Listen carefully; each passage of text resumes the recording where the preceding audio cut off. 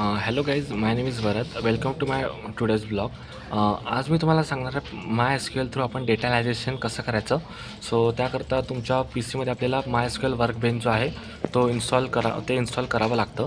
खूप साऱ्या लोकांना My S Q L workbench install करता येत नसल्यामुळे ते online S Q L editor use करतात. पण ते एक शिकण्याकरता आहे. आपल्याला एक लाईव्ह प्रोजेक्ट करायचा आहे. सो त्यामुळे आपल्याला My S Q L workbench आपल्या पी सीमध्ये इन्स्टॉल करणं खूप महत्त्वाचं आहे.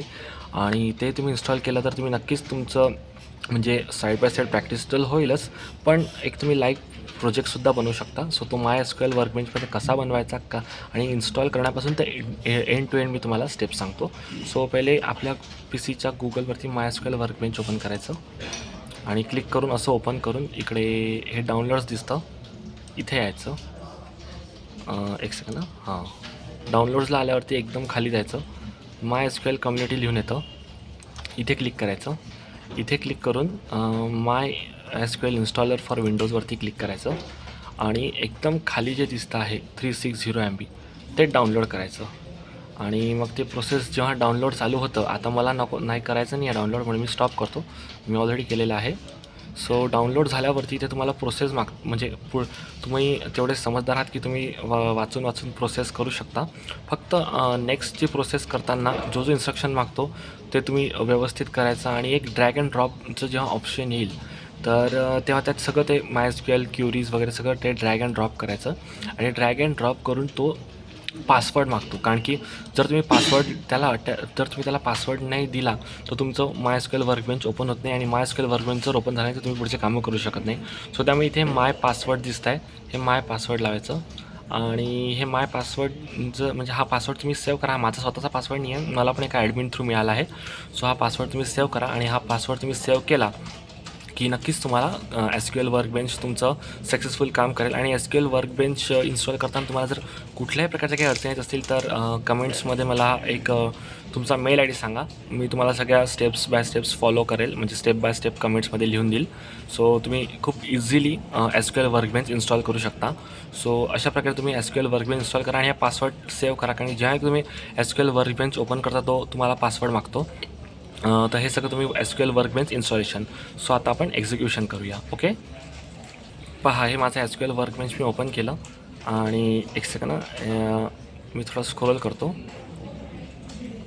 पहा, हा माझा वॉलमार्ट नावाचा डेटा आहे जो की मी ऑलरेडी क्रिएट केला आहे. तुम्ही पण इथे डेटा क्रिएट करू शकता, असं नाही आहे की नाही होऊ शकत. आणि जेव्हा तुम्ही म्हणजे हे काम कराल, मी तुम्हाला एकदा बंद करून दाखवतो आहे. पहा, मी आता बंद केला आहे.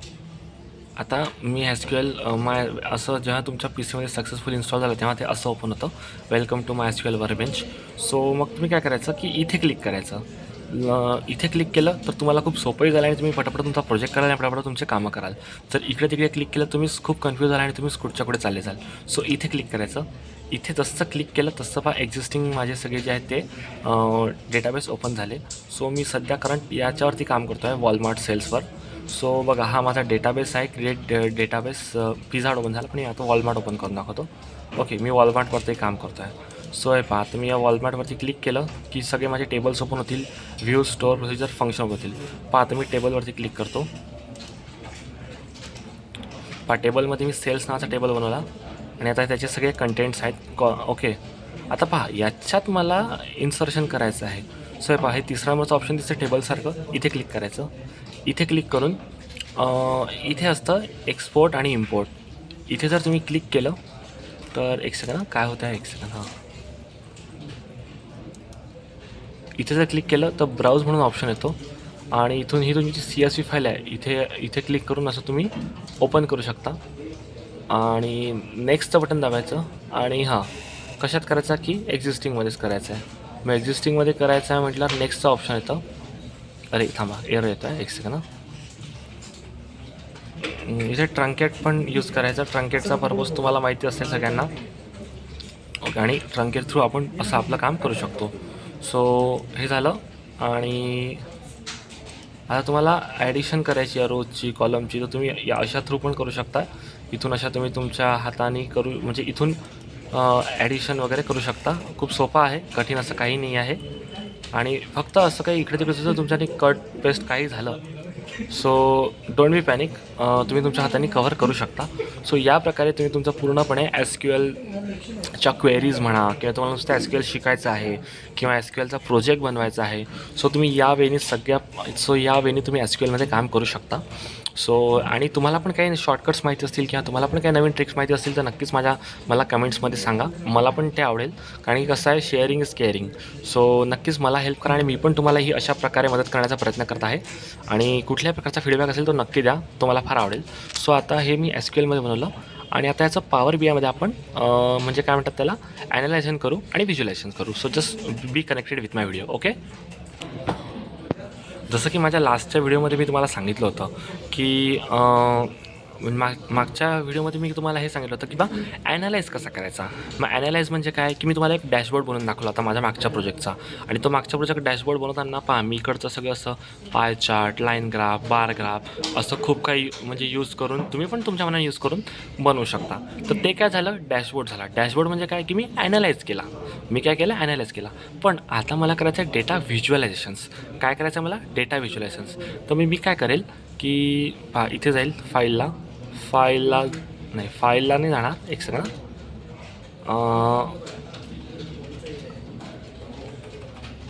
ओके, एक सेकंड.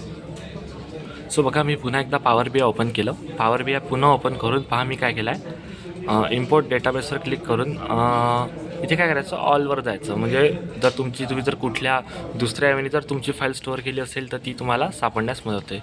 सो पहा, वॉलमार्टवरती मी क्लिक करतो. आता ती ओपन होते आहे. पण आता पहा, इथे काय ऑप्शन दिसत आहे, लोड आणि ट्रान्सफॉर्म. तर मी ट्रान्सफॉर्म डेटा करणार, कारण की मी लोड का नाही करत आहे, कारण की मी जर लोडवर क्लिक केलं तर मी ॲनालायझेशन परफॉर्म करू शकतो. आणि मी जर ॲनालाइज केला तर माझा डॅशबोर्ड बनेल. पण मी डॅशबोर्ड जो आहे तो माझ्या मागच्या व्हिडिओतच तुम्हाला मी माझा डॅशबोर्ड बनवून दाखवला आहे. सो यावेळेस एक नवीन कन्सेप्ट म्हणजे काय, की ट्रान्सफॉर्म डेटा. मग आता ट्रान्सफॉर्म डेटा म्हणजे काय, की जर मी इथे ट्रान्सफॉर्म डेटावरती जर क्लिक केलं तर रिमूव्ह डुप्लिकेट्स करता येतात मला. अजून रिमूव्ह डुप्लिकेट्स करता येतात. अजून मला नल व्हॅल्यू काढता येते. अजून खूप काही ऑपरेशन्स मला करता येतात. आणि 2 प्रकारे करता येतात. एक तर VB स्क्रिप्ट लिहिता येते, आणि जर ती मला नसेल लिहायची तर मी डायरेक्टली डिलीट करू शकतो. तर ते पण मी तुम्हाला दाखवतो. आणि डेटा क्लिनिंग म्हणा वगैरे, हे सगळं जे आहे हे मला जर करायचं असेल तर मी ट्रान्सफॉर्म डेटा करेल. सो बघा, इथे मला एक ऑप्शन दिसत आहे, ट्रान्सफॉर्म डेटा. इथे मी क्लिक करतो. ओके, आता ट्रान्सफॉर्म डेटा म्हटल्यावर तो लोड होत आहे. ओके. बघा, आता हे सगळं झालं.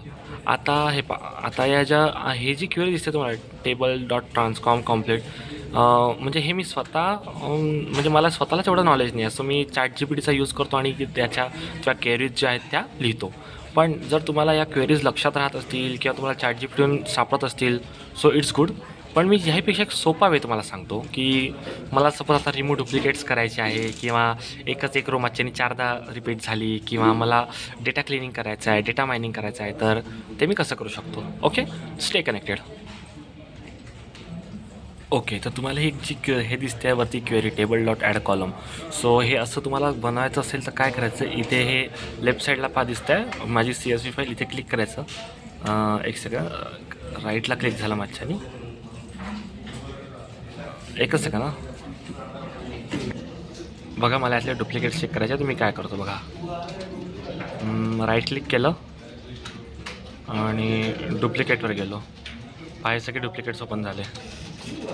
ओके, पुन्हा राईट क्लिक केलं आणि मला आता क्रिएट फंक्शन करायचं आहे.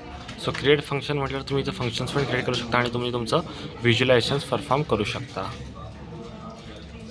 आणि एकच मिनटं.